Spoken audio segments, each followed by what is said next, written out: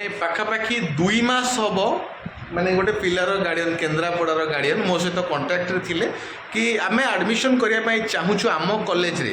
ତ ବହୁତ ମାନେ ତାଙ୍କର ସମୟ ଦେଇକି ସେମାନେ ଆମ ପାଖକୁ ଆସିଥିଲେ। ମୁଁ ଯେଉଁ ଡିଟେଲ୍ସ ଆପଣଙ୍କୁ ହ୍ୱାଟ୍ସଆପ୍ରେ ପଠାଇଥିଲି ଆପଣ ତ ଦେଖିଥିବେ, ତ ସେ ଡିଟେଲ୍ସ ଠିକ୍ ଥିଲା ନା ଭୁଲ ଥିଲା?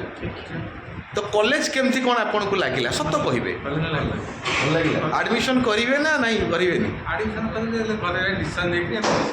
ତ ଘରେ ଯାଇକି ডিসিশন ନେଇକି ଆଡ଼ମିସନ୍ କରିବେ। କାଳିଆ ଯୋଜନା ରାସନ କାର୍ଡ଼ ଅଛି ତ ଆପଣଙ୍କର 72,000 ଟଙ୍କା ସ୍କଲାରସିପ୍ ଆପଣମାନଙ୍କୁ ମିଳିବ। ତ ବହୁତ ହେଲ୍ପ ବି ଆପଣମାନଙ୍କୁ ମିଳୁଛି। କ'ଣ କଲେଜ କ'ଣ କିଛି ମନରେ ଭାବନା ଆସିଲା କି ଏଇ ଜିନିଷଟା ଥିଲେ ଭଲ ଲାଗିଥାନ୍ତା କି କ'ଣ? କମ୍ପ୍ୟୁଟର ରୁମ୍ ଦେଖିଲେ ଭଲ ଲାଗିଲା, ଇଲେକ୍ଟ୍ରିସିଆନ୍ ରୁମ୍ ଦେଖିଲେ ଭଲ ଲାଗିଲା, କ୍ୟାମ୍ପସ୍ ଭଲ ଲାଗୁଛି, କିଛି ଅସୁବିଧା ମାନେ କ୍ୟାଣ୍ଟିନ୍ରେ ଖାଇବା ପିଇବା ସବୁ ଭଲ ଥିଲା। ତ ଯାହା ବି ହେଉ ଆପଣମାନେ ଆସିଲେ ବହୁତ ବଡ଼ କଥା। ଘରେ ଯାଇକି ডিসিশন ନିଅନ୍ତୁ, ଆପଣଙ୍କ ଇଚ୍ଛା ଆଜ୍ଞା ଆଡ଼ମିସନ୍ କରିବେ କି ନ କରିବେ। ତ ଆସିଛନ୍ତି ସେଇଟା ବଡ଼ କଥା, ଧନ୍ୟବାଦ। ତ ଆପଣମାନେ ବି ଆସନ୍ତୁ, କଲେଜ ଭିଜିଟ୍ କରନ୍ତୁ, ଆଡ଼ମିସନ୍ କରିକି ଯାଆନ୍ତୁ।